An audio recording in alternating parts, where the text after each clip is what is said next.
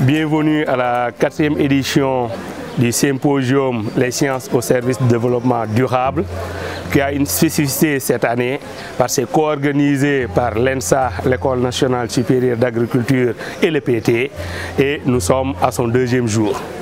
Un jour spécifique et nous allons vous entraîner, promener avec vous au niveau des stands qui sont composés de 3 catégories. Des stands du secteur privé, des stands du secteur public, mais également des stands d'étudiants, d'élèves ingénieurs, de doctorants qui vont vous présenter leurs produits, ce qu'ils font de mieux dans le domaine de la technique et de la technologie de manière générale. Je vous invite à me suivre. Nous allons découvrir ensemble les stands.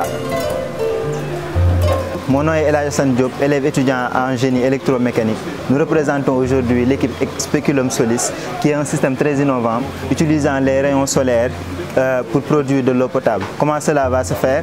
On va concentrer des rayons solaires sur une cuve remplie d'eau salée de source. L'eau évaporée sera récupérée puis condensée et gardée dans un réservoir à UVC.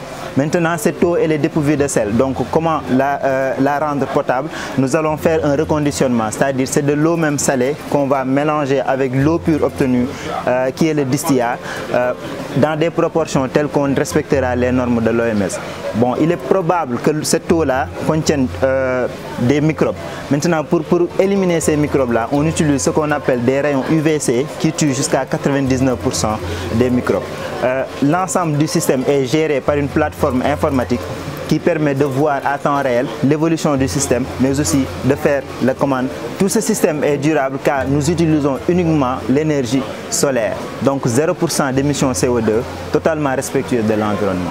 Je vous présente mon projet nommé CouveInt. Donc c'est une solution dans le domaine de la couvaison artificielle. Donc nous on offre une solution qui permet de travailler tout le temps. Donc on a la possibilité avec ces prototypes de pouvoir fonctionner même s'il fait chaud. Donc on a muni le dispositif d'une technologie qui n'est pas encombrante mais révolutionnaire qui permet de fonctionner. On a aussi la possibilité de suivre à distance ce qui se passe à l'intérieur du local et de l'incubateur afin de mieux surveiller ce qui se passe. Moi c'est Hadi Diakhaté, étudiante sortante en master énergie renouvelable et efficacité énergétique à l'école polytechnique de Thiès. À ma gauche vous avez Madame Oulaye Ndong, étudiante sortante en master génie civil. Aujourd'hui nous vous présentons le projet Biovoltis, un projet purement énergie renouvelable qui alimente une maison autonome. Nous utilisons le solaire photovoltaïque et la biomasse pour la production de biogaz pour l'énergie de cuisson. À savoir, ce biogaz-là aussi n'est pas seulement utilisé pour l'énergie de cuisson, mais aussi peut être utilisé pour produire de l'électricité à travers un générateur de biogaz ou bien par cogénération. Nous avons mis en place des capteurs pour pouvoir savoir le pH, l'ORP, TDS, conductivité, et ainsi suivre les paramètres évolutifs de notre substrat. Voilà en quelque sorte ce que vous présente le projet Biovoltis, une maison autonome, les énergies renouvelables pour tous, ne plus être dépendant d'énergie fossile. C'est Cheikh Massa Magnan, étudiant sortant du master énergie renouvelable et efficace énergétique ici à EPTM. Aujourd'hui, nous sommes là pour vous présenter notre projet sur le biosarbon. Ce projet vise à valoriser les déchets agricoles en les transformant en biosar. Nous, on a utilisé les tiges de mine qu'on a carbonisées. Après carbonisation, nous avons broyé, puis on a ajouté des liants.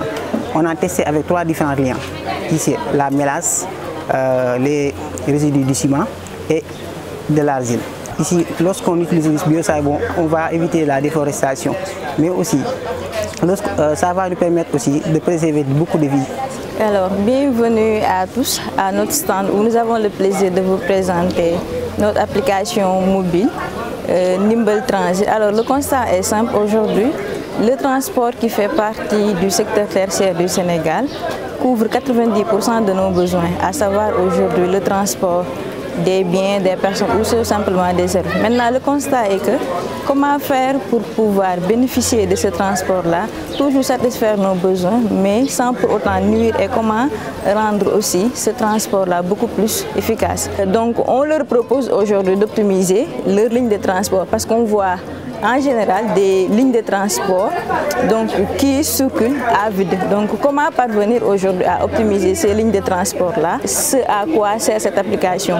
Il y a aussi un autre volet d'inclusivité. Nous avons un chatbot qui permet aujourd'hui un peu aux transporteurs de pouvoir interagir parce qu'on voit que c'est un secteur assez informel, donc d'où la nécessité d'avoir un chatbot intégrant nos langues locales qui permet un peu d'interagir. Le volet innovant, c'est un peu l'utilisation des données de localisation pour pouvoir aujourd'hui permettre un peu de voir la densité de flux au niveau des zones et considérablement aussi ou en conséquence de permettre aux autorités de pouvoir prendre des décisions pour régulariser un peu leur déplacement. Je me nomme Abdou Majib Diop, élève en première année à l'école polytechnique de Thiès. Notre projet c'est l'Amoukarangé X Tech. Maintenant nous avons proposé une solution double. Un bracelet connecté et une application mobile. Le bracelet va prendre les constantes vitales de la femme et il va envoyer des messages pour lui dire qu'il y a certaines anomalies. Maintenant l'application, il y a deux parties déjà pour l'application. Il y a une partie pour les patientes et une partie pour les médecins.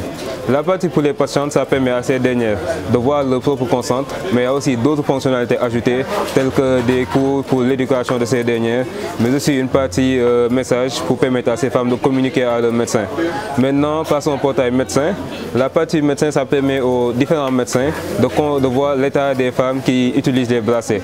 Il y a plusieurs états, comme il y a un statut qui est normal, pour les cas où il n'y a pas de quoi s'inquiéter. Il y a certains cas qui peuvent être à surveiller, et il y a des cas d'urgence où il faut immédiatement convoquer un rendez-vous. Maintenant, l'appli permet aussi aux médecins de planifier des rendez-vous et de savoir quand est-ce qu'ils vont devoir rencontrer quelle femme. Il faut aussi ajouter des femmes à leur base de données. Et il y aura ensuite une partie message à l'image de la première partie message pour permettre la discussion. L'application va permettre de mieux cibler les rendez-vous et d'éviter des déplacements inutiles. Si je devais résumer notre solution en quelques mots, je dirais efficace, réaliste et équitable. Bienvenue au centre de l'École nationale supérieure d'agriculture ENSA de Thiès. Comme vous le voyez, aujourd'hui nous n'allons pas proposer un projet, mais nous allons vous expliquer les produits qui sont provenus de notre école, École nationale supérieure d'agriculture. Comme vous le voyez sur la table, différents produits sont là. Toutes ces cultures-là ont été conduites au sein de l'école, au niveau donc de nos différents centres d'application, à savoir le centre d'application des techniques agricoles, qui est le CATA, et le centre d'application des techniques de l'élevage, qui est le CATE. Voici ces produits. Je vais commencer par ce produit-là, qui est le limetier, qui est le lime de Tahiti. Comme vous le voyez avec son gros calibre, tous ces produits-là ont été produits à l'intérieur de l'école. Je m'appelle Maktar Diop, en charge de la communication et du marketing à la Caisse de dépôt et consignation.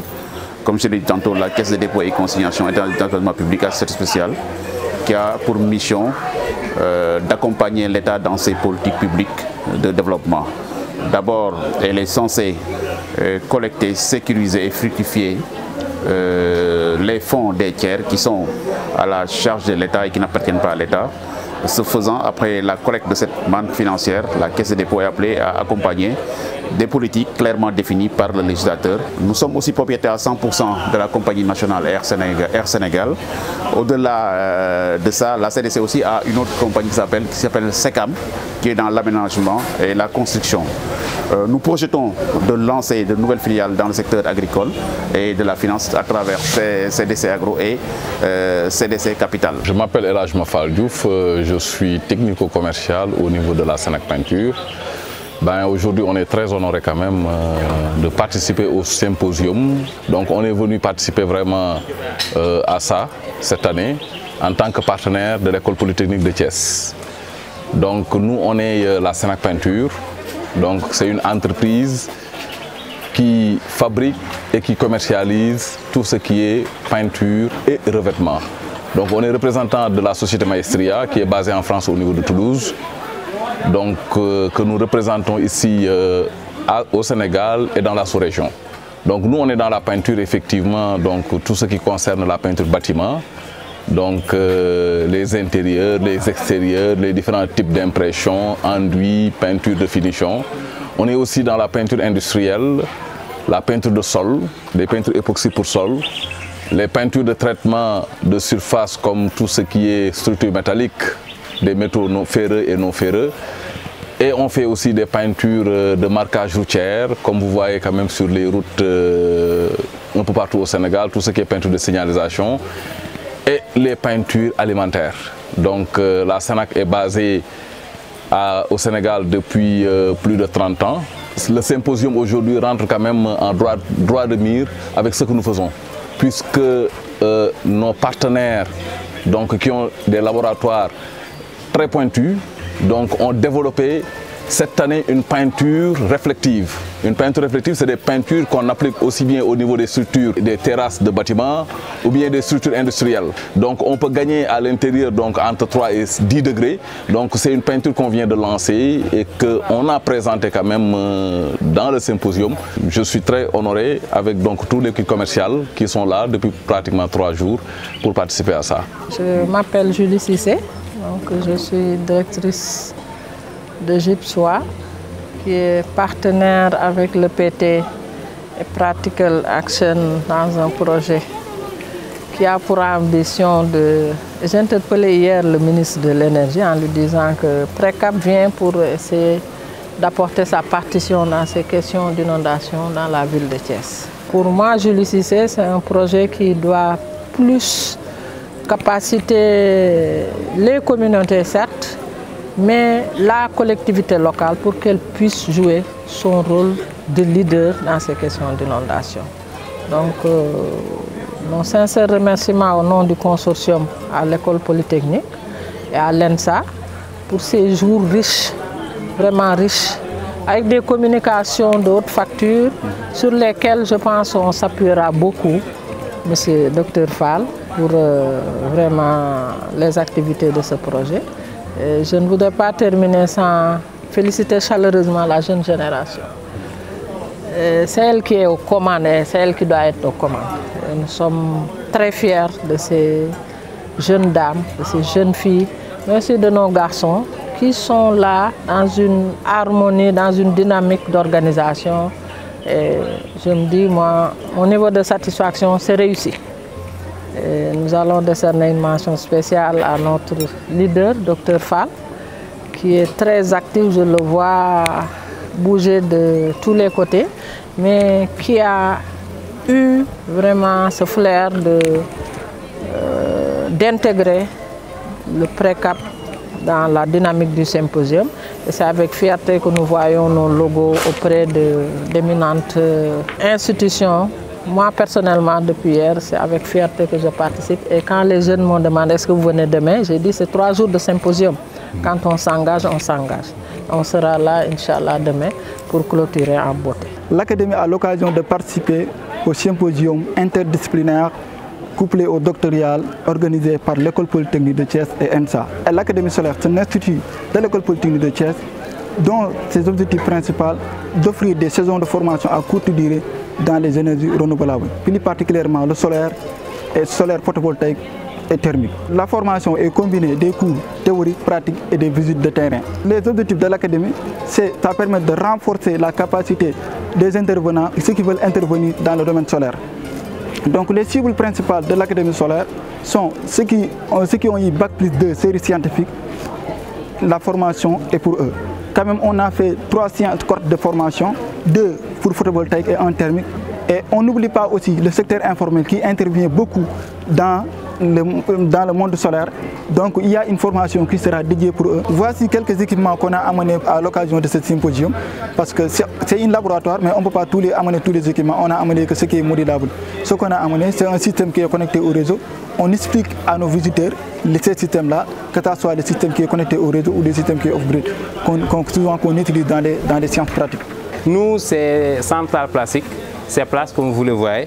On est une entreprise thiessoise qui s'est engagée à transformer la plastique pour construire notre avenir. Nous, ce que nous faisons, c'est nous faisons du broyage des matières plastiques pour en faire des produits comme les ustensiles que l'on utilise dans nos foyers. Et à part ça aussi, nous prenons ces matières broyées-là pour en faire des produits finis. Comme vous voyez, il y a beaucoup de produits finis qui sont là. On en fait des pavés en plastique, des décorations murales, mais aussi des briques.